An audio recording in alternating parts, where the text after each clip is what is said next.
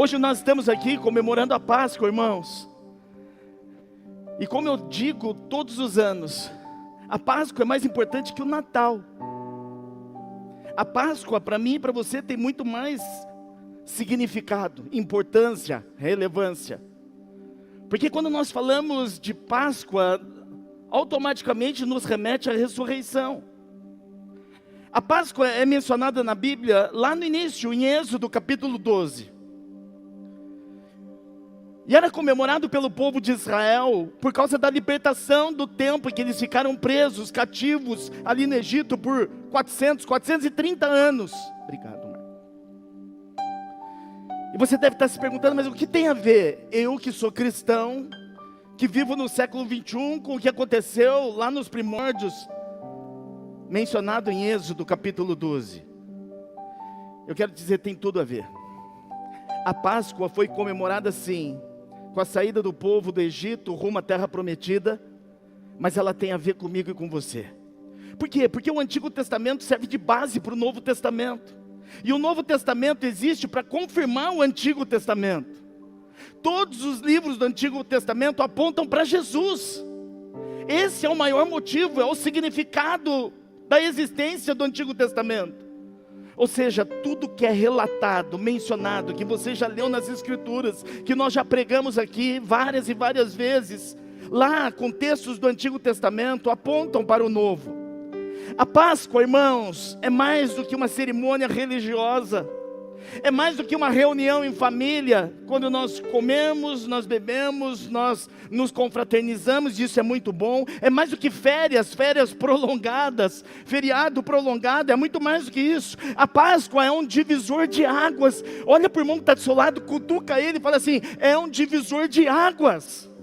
É um divisor de águas, irmãos, é um marco espiritual, onde Deus encerra um ciclo, exigindo fé da minha parte e da sua parte, uma fé visível, para alinhar destinos, para alinhar a eternidade.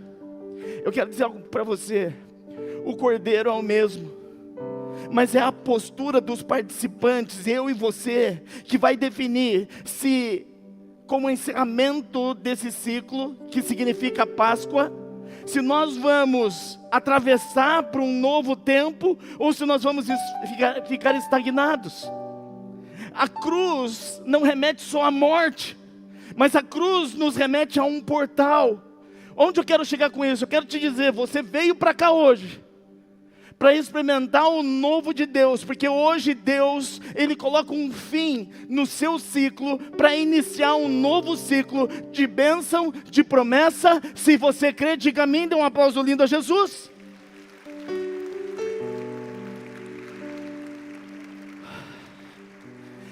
Muito rapidamente, porque nós temos um ato profético para fazer ainda nessa noite. A primeira coisa que eu preciso compartilhar com você é que a Páscoa não tem a ver com coelho, não tem a ver com chocolate, mas a Páscoa é um marco de um fim de um ciclo e o início de um destino. Hoje você está aqui para traçar o seu destino. Para isso acontecer, você precisa colocar um fim no ciclo que você está vivendo. Em Êxodo capítulo 12, verso 2, diz o seguinte: este será para vocês o principal mês do ano, será o principal dos meses, porque esse para vocês será o primeiro mês. Irmãos, o que eu quero que você entenda é que aqui em Êxodo capítulo 12, eles comemoram a primeira Páscoa. Deus muda o calendário espiritual de quem ouve e obedece. Eles estavam saindo depois de 430 anos escravos no Egito, rumo à promessa, à terra prometida. Depois de um ciclo de muita dor, de muito sofrimento, de escravidão, mas havia a necessidade de encerrar aquele ciclo. Deus te trouxe hoje aqui, e a pastora Samara, sem nós combinarmos, nós nem combinamos a roupa. Estamos fazendo um parzinho de vasos, né? Nós não combinamos a mensagem, nós não combinamos a roupa, mas ela já começou dizendo aqui que é hora, hoje é dia de você encerrar o ciclo. Qual é o ciclo que você precisa colocar um fim, irmãos? Qual é o ciclo que você tem que encerrar hoje? Porque a Páscoa, que nos remete à ressurreição, diz exatamente sobre isso. Porque a Páscoa abre um novo tempo destinado para mim e para você. Um tempo de promessa, um tempo de bênçãos, um tempo de dependência de Deus. Ou seja, Deus te trouxe hoje aqui para encerrar o ciclo onde você vem dependendo só de você, do seu braço, das circunstâncias. Deus te trouxe hoje aqui para você começar a viver um destino, um novo tempo, mas para isso é necessário colocar um fim. Diga comigo, fim. É isso, irmãos.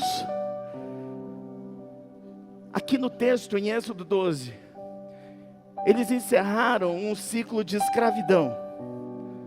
O povo hebreu que estava aprisionado no Egito como escravos, eles tiveram que colocar um fim, para que eles pudessem iniciar um novo ciclo de destino à terra prometida. Não tem como nós partirmos em busca de um novo destino, de um novo ciclo, se nós não encerrarmos. Eu sempre digo isso quando eu vou dar um direcionamento, um discipulado. Ei, está na hora de encerrar o ciclo. Tem que fechar o ciclo. A nossa vida é cíclica. Você já parou para pensar nisso? O seu dia começa, mas ele termina. É um ciclo. A sua semana começa, mas ela tem que terminar. É um ciclo. O mês a mesma coisa. Os anos são assim. Pois nós precisamos identificar quais são os ciclos que precisam ser encerrados na nossa vida. Quer que eu te ajude? Sabe que ciclos são esses? São os ciclos que têm feito você sofrer. Os ciclos que estão moendo você, que estão te fazendo sofrer nesses últimos tempos. Hoje Deus se levantou, nesse dia de Páscoa, que nos remete à ressurreição, para iniciar um novo ciclo, um novo destino na sua direção, da sua família e da sua casa. Só quem crê e recebe, diga amém, dá um aplauso lindo a Jesus.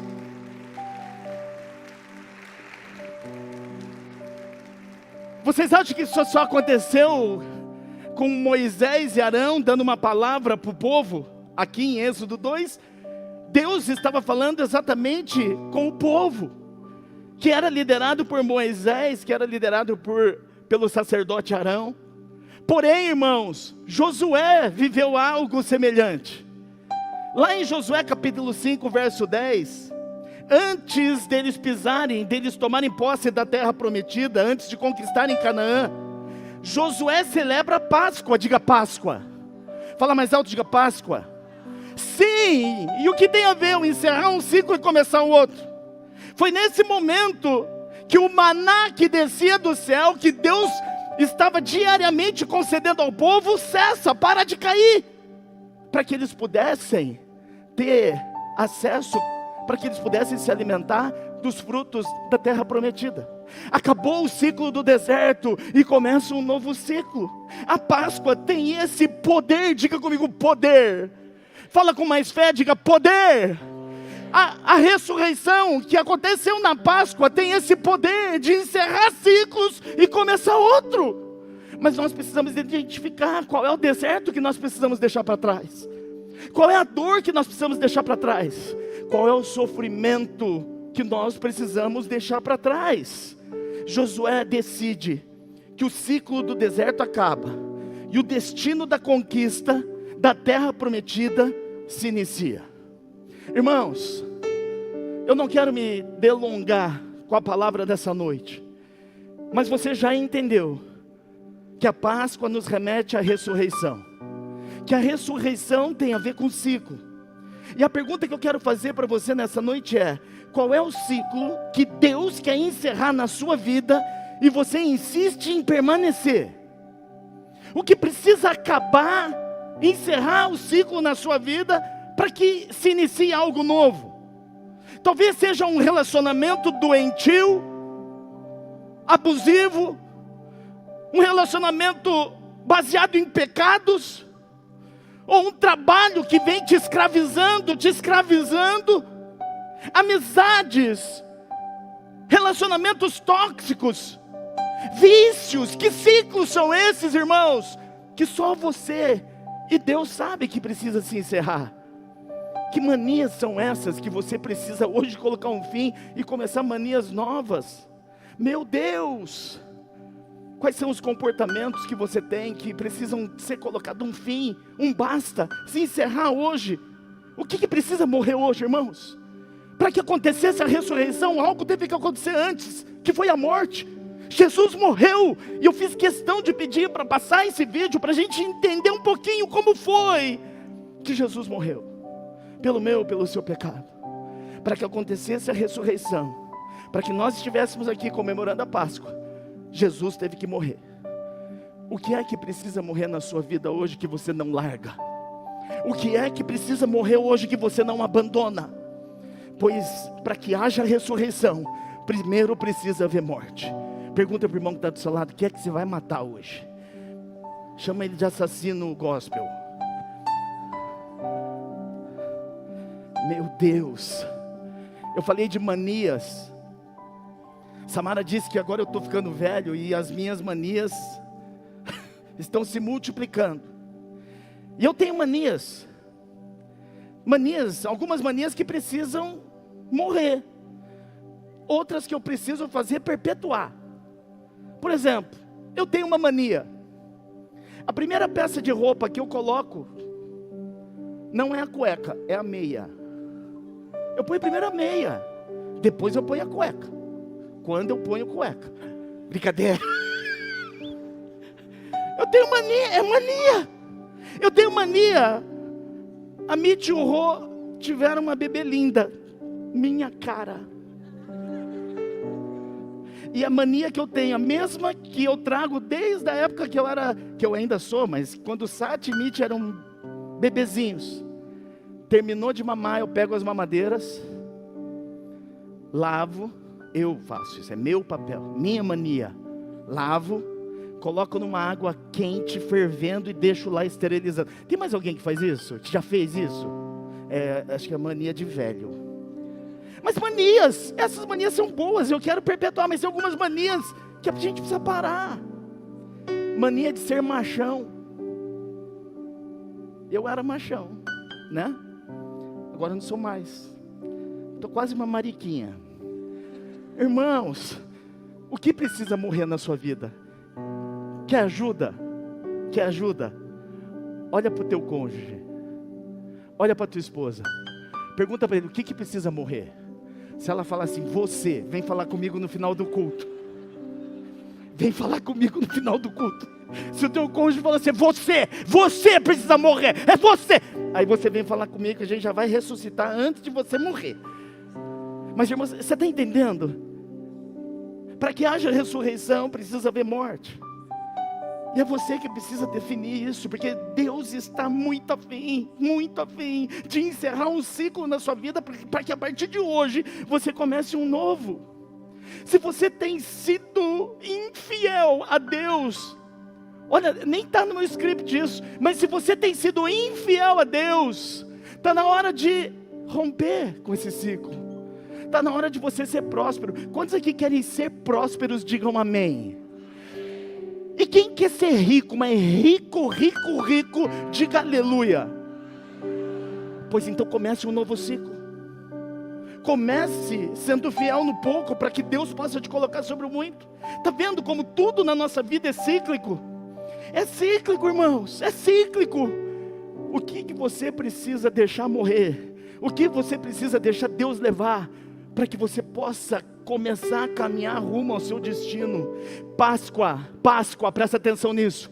Páscoa é tempo de enterrar aquilo que é velho e marchar na direção daquilo que é novo. É disso que diz respeito à Páscoa, é deixar morrer o que está velho e nascer para aquilo que está novo. E eu quero te dizer, Deus tem coisas novas na sua direção, Deus tem bênçãos na sua direção, Deus tem promessas para você. Só que crê, diga amém, dá um aplauso para Ele, pelo amor de Deus. Para que aconteça a ressurreição tem que morrer. E quem vai definir o que vai morrer é você. Segunda coisa. Isso aqui é muito interessante, irmãos.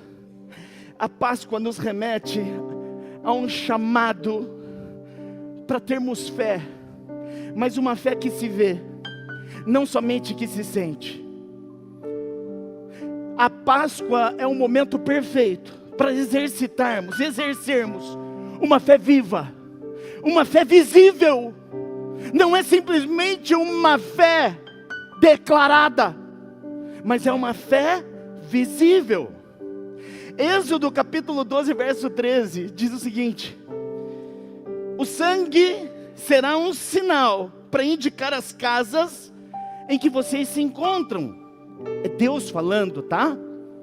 Quando eu vir o sangue, quando eu enxergar o sangue, eu vou passar por vocês, e não haverá entre vocês praga destruidora, porque eu vou ferir a terra do Egito. Sabe o que está acontecendo aqui, irmãos? Quando é celebrada pela primeira vez a Páscoa, sabe o que está acontecendo aqui? Deus manda dizer: unja os umbrais das suas portas com sangue, diga comigo, sangue. Deus manda ungir os umbrais com sangue, para que quando ele passasse, ele soubesse que ali tem alguém com fé e obediente, e ele pudesse passar adiante, para que não houvesse morte nem destruição. Ele poderia simplesmente dizer assim: olha, quem tem fé, declare em voz alta que você tem fé, e eu vou passar por vocês, e não vai haver destruição. Mas não, Deus fala assim: pega o sangue, você tem que cingir, pintar, você tem que identificar, tem que ser algo visível. Olha para o irmão que está ao seu lado e fala assim: é fé visível. Fala para ele: é fé visível, é fé visível, não é algo que somente é declarado. O sangue, aqui no texto de Êxodo capítulo 12, era um sinal visível. Não bastava crer em Deus, era preciso obedecer e pintar e marcar os umbrais das portas. Sabe por quê? Porque a fé invisível não te livra do juízo. A fé simplesmente declarada não te livra do juízo. Lembra de Raabe? Aquela prostituta. Lembra de Raabe? Pois bem, lá em Josué capítulo 2, verso 18, ela amarra um cordão vermelho. Foi a direção que os espias deram para ela: nós vamos acabar com tudo aqui, nós vamos destruir com tudo aqui. Se você quer se livrar, amarre aí, um cordão vermelho na janela da sua casa, e nós vamos saber que aqui é a sua casa. Raabe amarra o cordão vermelho de forma visível. Fala comigo, visível. Fala mais alto, fala visível. Só quem crê diga visível. Sim, Raabe amarra um cordão vermelho visível na janela. Não bastava ela dizer: eu acredito em vocês, espias, eu acredito. Não, tinha que ser algo visível. Ela precisava marcar a sua casa. A fé tinha que ser aparente, a fé tinha que ser visível. Foi isso que salvou a sua família, não foi uma declaração. Pastor, mas o que você está querendo dizer com isso? Como está a sua fé? Visível ou simplesmente declarada? Eu creio, eu acredito. Essa fé declarada não poupa você do juízo final. A Páscoa nos remete a uma fé visível, irmãos. Como está a sua fé? Como alguém que acredita em Jesus? Quantos aqui acreditam em Jesus, digam amém. Só quem acredita de verdade diz aleluia. Pois a minha pergunta para você: como é que anda a sua fé? É uma fé que crê em Jesus, que acredita em Jesus? Apenas isso? Eu creio, eu acredito, é só isso, é de verdade. Pois eu quero te dizer, se nós levarmos em conta o que está em Êxodo 12, a simples declaração não coloca você no ciclo novo, com direito à promessa e bênção do Senhor. Porque Deus espera que a nossa fé, assim como aqueles hebreus pintaram, cingiram os umbrais da sua porta com sangue, algo visível que todos podiam ver, é o que Deus espera de mim e de você. Quando estão entendendo, digam amém. Ou a sua fé é uma fé visível aos olhos humanos, que as pessoas olham para você e falam: ali vai o homem de Deus, cheio de fé. Ali tem uma mulher que tem atitudes de alguém que tem fé. Então eu pergunto para você: aonde a sua fé tem sido pública? Aonde a sua fé tem sido pública? Que as pessoas todas as pessoas que olham para você sabem que você tem fé num Deus vivo. No seu trabalho? Como é que as pessoas te conhecem no seu trabalho? Ah, na sua escola? Ah, na sua escola. Como é que as pessoas te conhecem na sua escola? Eu quero te dizer algo. Deus nos trouxe hoje aqui para que a gente deixe essa fé simplesmente declarada, e a nossa fé passa a ser visível, visível inclusive aos olhos humanos. As pessoas têm que ver em você a fé que você declara, as pessoas têm que ver em você a fé que você diz acreditar no Senhor. O sangue de Cristo está visível nas suas escolhas, irmãos. É visível as escolhas que você faz na sua vida. Tem ali explicitamente o sangue de Jesus? Ou as suas condutas, as suas escolhas não condizem com a fé que você diz declarar? É sobre isso. É sobre isso. Teu casamento tem as marcas de Cristo? Tuas finanças têm as marcas de Cristo? Os teus negócios têm as marcas de Cristo? O seu comportamento tem as marcas de Cristo? Porque Páscoa tem a ver com ressurreição, e a ressurreição nos remete à obediência e fé. Fé, diga comigo, fé. Mas não é qualquer tipo de fé, irmãos. É uma fé visível.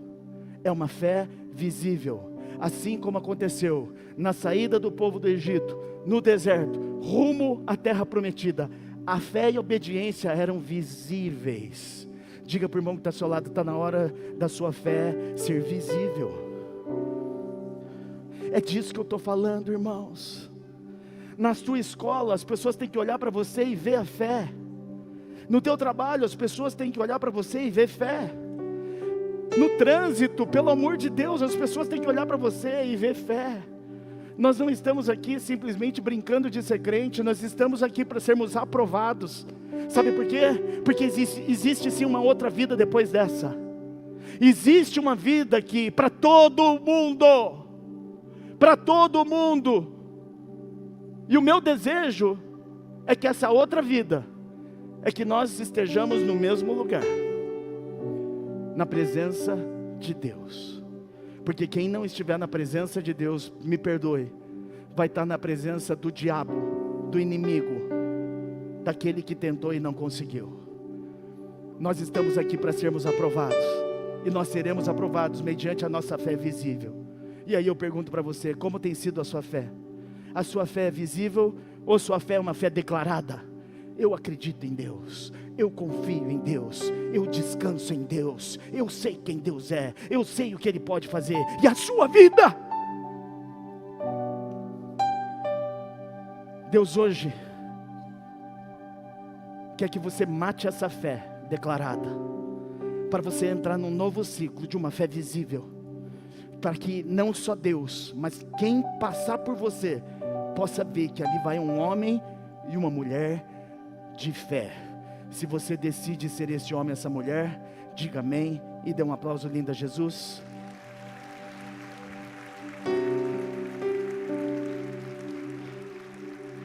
A Páscoa, irmãos, é um banquete, a ressurreição. João capítulo 11, verso 25, Jesus disse o seguinte: eu sou a ressurreição e a vida. Aquele que crê em mim, ainda que morra, viverá. E quem vive e crê em mim, não morrerá eternamente. Você crê nisso? Ele termina esse versículo com uma pergunta: você crê nisso? A Páscoa é muito mais do que um memorial histórico, relevante. É um chamado profético, irmãos. Por isso que eu fiquei feliz, apesar de nós termos tantas pessoas viajando, alguns na maionese, outros viajando de verdade, a igreja está cheia. Olha para quem está do seu lado e fala assim, ó, isso é um início de fé visível. Sabe por quê? Nós vimos, ó, você viu a encenação hoje aqui? Foi profético. O mesmo discípulo que traiu Jesus veio beijar os pés dele aqui, cara. Meu Deus, só aqui que acontece as coisas. Meu Deus. Essa igreja aqui é maravilhosa, é a criatividade. Eu fico impressionado. Mas a dança e o pessoal do teatro mandaram bem. Eles merecem um aplauso. Obrigado, Senhor, por nos dar tantos talentos. Tantos talentos. Mas você já começou bem. A sua fé é visível. Nós poderíamos estar em tantos lugares. Eu só fico aqui, ó, no Instagram, vendo os irmãozinhos onde estão. Praia, vi a Amanda e o Wesley na praia. Mas eu já vi eles lá no fundo. Muito bem, fé visível. Estão no culto, parabéns, pastor Lucas. Vi o Homem Sorriso. Gustavo e a esposa, estão lá em Laranjais, curtindo, Beach Park. Mas veio me dar um abraço aqui, falei, muito bem, parabéns, fé visível. E você que está assistindo pela internet, digamos, precisa de um óculos aí para ficar visível. Mas irmãos, Deus nos trouxe hoje aqui para ressuscitar o que está morto. Olha para o teu marido e pergunta para ele, o que está morto? Brincadeira. Olha, nem estava programado isso. Olha o Getúlio, me ressuscita, Senhor. Olha ali, ó, me ressuscita ali, ó. Está quase chorando. Ressuscita-me. Não tem um louvor assim? Ressuscita-me. Mas olha para o teu cônjuge, fala para ele, o que nós precisamos ressuscitar?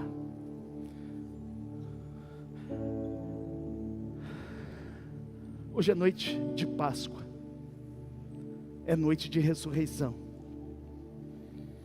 Porque a Páscoa é um chamado profético.